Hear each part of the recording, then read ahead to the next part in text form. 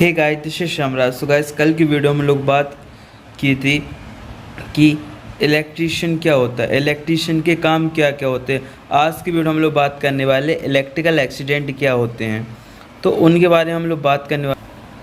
आज की वीडियो में हम लोग बात करेंगे इलेक्ट्रिकल एक्सीडेंट क्या होते हैं, तो वीडियो में बने रहिए। उससे पहले आपसे एक रिक्वेस्ट है, चैनल पर नया आए हो तो चैनल को सब्सक्राइब कर लेना, बेल आइकन प्रेस कर लेना, जिससे कि ऐसी नॉलेजफुल वीडियो की नोटिफिकेशन सबसे पहले आप तक पहुंच सके।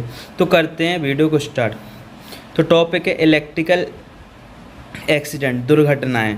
वैद्युत कार्य करते समय की गई जरा सी भी असावधानी दुर्घटना का कारण बन सकती है। जैसे हम कोई काम कर रहे हैं, जैसे कोई स्विच बोर्ड से प्लग लगा रहे हैं मान के चलो, और हमने ध्यान नहीं दिया, हम गीले चप्पल पहन के चले गए, या फिर हमारी बॉडी गीली है तो हम लोगों को करंट लग सकता है। तो ये हम आपको वीडियो में बताएंगे कि आपको कौन कौन सी असावधानियों का ध्यान रखना पड़ेगा, कौन कौन से जो विद्युत कार्य करते समय की गई असावधानियाँ, मतलब केयरलेस कर देते हो, कोई चीज़ों पे ध्यान नहीं देते हो, उन सब चीज़ों के बारे में कवर करेंगे। दुर्घटना के कारण, कॉजेस ऑफ एक्सीडेंट, दुर्घटना होती कैसे, एक्सीडेंट होते कैसे हैं। असावधानी, पहला पॉइंट है असावधानी। कभी कभी कारखानों में होने वाली अधिकतर दुर्घटनाएं कार्य के दौरान की गई असावधानी के कारण होती है। बड़े बड़े फैक्ट्रीज में कुछ काम हो रहे हैं और ध्यान नहीं दे रहे हैं, किसी कारणवश हम लोग किसी चीज़ पे ध्यान नहीं दे सकते, तो उसको असावधानियां कहते हैं, मतलब केयरलेस। हम लोग कुछ भी काम करते हैं, कोई भी इलेक्ट्रिकल काम करते हैं पर असावधानी के कारण करते हैं, इसलिए कारखानों में बड़ी बड़ी दुर्घटनाएँ, इलेक्ट्रिकल एक्सीडेंट हो जाते हैं। अरुचि, ध्यान ना देना, किसी चीज़ में इंटरेस्ट नहीं लेना।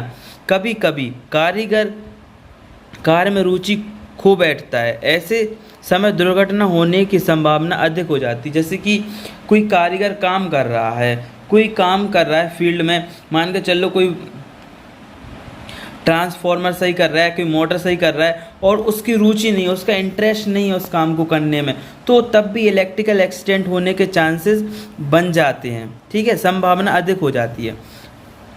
तीसरा पॉइंट है जल्दबाजी।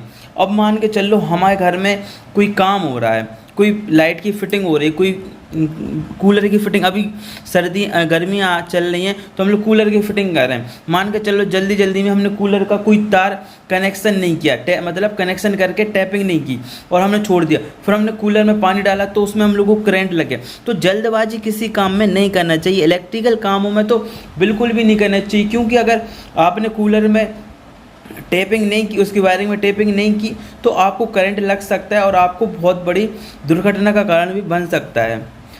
अजंता, किसी चीज़ की नॉलेज ना होना, उपकरण या मशीन की पूर्ण जानकारी ना होने पर उसके साथ छेड़छाड़ अथवा प्रचलन करना दुर्घटना का कारण बन सकता है। जैसे मान के चलो कुछ काम कर रहे हैं, कोई मशीन है, उसको हम लोगों को फिटिंग करना नहीं आता, उसके कनेक्शन करना नहीं आता है, फिर भी हमने उस मशीन को फिट कर दिया, कनेक्शन उल्टे सीधे कर दिए, जिसके कारण भी दुर्घटना होने की संभावना बढ़ जाती है। ठीक है। नशे की आदत, नशे की हालत, नशे की आदत, बहुत से कारीगर नशे की आदत के शिकार हो जाते हैं तथा कभी कभी नशे की अवस्था में कारखाने में चले जाते हैं। मान के चलो बहुत से कारीगर ऐसे होते हैं जो नशा करते हैं, मतलब नशे की आदत हो जाती है। नशे की आदत होने के कारण वो काफ़ी ज़्यादा इलेक्ट्रिकल एक्सीडेंट की संभावना बढ़ जाती है। नशे की हालत में कोई इक्विपमेंट सही कर रहा है, कोई कनेक्शन सही हो रहा नहीं हो रहा, इलेक्ट्रिक करंट लग गया, इसमें आपकी जान भी जा सकती है। विद्युत झटके के कारण होने वाली शारीरिक हानियाँ। अब हमें कोई इलेक्ट्रिक शॉक लगा, ठीक है, तो अब हमारे शरीर में देखिएगा क्या अफेक्ट क्या पड़ेगा। तो पहला अफेक्ट है शरीर पर छाले पड़ जाते हैं। मान के चलो हमें हैवी करंट लगा तो हमारे शरीर पर छाले पड़ जाएंगे।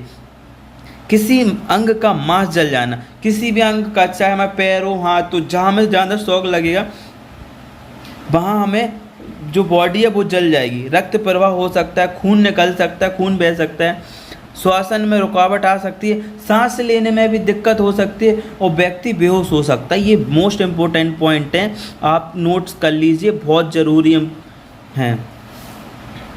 विद्युत संपर्क में व्यक्ति को छुड़ाना। अब विद्युत संपर्क में आए व्यक्तियों को कैसे छुड़ाएं। मान के चलो किसी इंसान को करंट लगा हुआ है उसको हम लोग करंट से कैसे छुड़ाएं। मशीन उपकरण स्विच ऑफ कर दें अथवा किसी मेन लीड का प्लग टॉप निकाल दें अथवा विद्युत लाइन से मेन स्विच को ऑफ कर दें। अब मान के चलो किसी अप्लायंसेस को सही कर रहे हैं, हम लोग कूलर लगा रहे हैं और हमें करंट लग गया, तो सबसे पहले हमें क्या करना चाहिए, उपकरण का स्विच ऑफ कर देना चाहिए। जो भी अप्लायंसेस चल रहा है उसका स्विच ऑफ कर देना चाहिए अथवा मेन लीड का प्लग टॉप निकाल देना चाहिए। जो कनेक्शन है कूलर या किसी भी चीज़ का निकाल देना चाहिए। अगर आप वहाँ से पॉसिबल नहीं है तो आप अपने घर की मेन सप्लाई को भी बंद कर सकते हो, ठीक है। विद्युत झटका लगने पर सूखी लकड़ी से भी पीड़ित को विद्युत संपर्क से छुड़ा सकते हैं। अब ये नहीं क्या इलेक्ट्रिक करंट लगा हुआ इंसान को आप गीली का लकड़ी लेके जा रहे हो, उस पर मार रहे हो, तो आप भी करंट के शिकार हो जाओगे। तो आपको सूखी लकड़ी लेकर जाना है और उस लकड़ी से आप जिस व्यक्ति को इलेक्ट्रिक शॉक लगा है उसको आप उस लकड़ी से मार के छुड़ा सकते हो, ठीक है।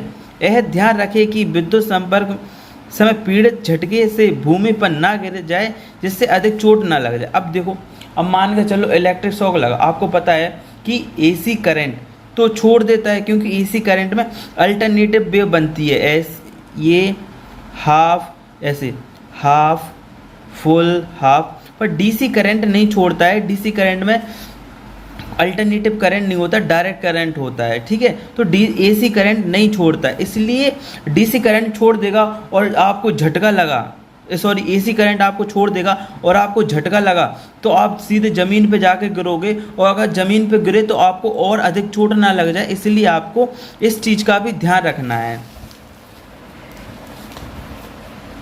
विद्युत झटके के उपचार। अब देखो गाइस, सब पढ़ लिया हमने, अब हम लोगों को इसके इलाज भी तो आना चाहिए। क्या है, जैसे किसी पर्सन को इलेक्ट्रिक शॉक लग गया तो उसके इलाज क्या है। सर्वप्रथम जांच करें कि क्या पीड़ित स्वाभाविक रूप से सांस ले रहा है और सचेत है। क्या इंसान नेचुरल तरीके से सांस ले रहा है और वो क्या होश में है, सचेत मीन्स होश में है या नहीं। यदि पीड़ित उचित रूप से सांस नहीं ले पा रहा तो उसे श्वसन प्रक्रिया देकर होश में लाए। अब जो व्यक्ति सांस नहीं ले पा रहा है तो उसको हम लोग श्वसन मतलब अपने मुंह से दूसरे व्यक्ति के मुंह में सांस दे, जिसको हम लोग आर्टिफिशियल सांस भी कहते हैं, उसके द्वारा व्यक्ति को होश में लाया जा सकता है। छाती अथवा पेट पर चोट जलन की स्थिति में मुंह से मुंह सांस देने की विधि अपनाएं। अब जैसे किसी व्यक्ति की छाती पेट पर चोट लगी है तो उसको मुंह से मुंह सांस देकर विधि अपनाएं। अगर मुंह बंद है तो ऐसी स्थिति में सेफर अथवा होलगन नेशनल विधि अपनाएं। अगर व्यक्ति का मुंह बंद है तो ऐसी स्थिति में दो चीज़ें अपना सकते हैं, होलजन और नेल्सन विधि अपनाएं, ठीक है। आज की वीडियो में इतना ही कुछ था। Thanks for watching video. तो गाइस प्लीज़ सब्सक्राइब कर लीजिए। आज की वीडियो में इतना ही था। नेक्स्ट वीडियो हम लोग कल वीडियो बनाएंगे, मिलते हैं नेक्स्ट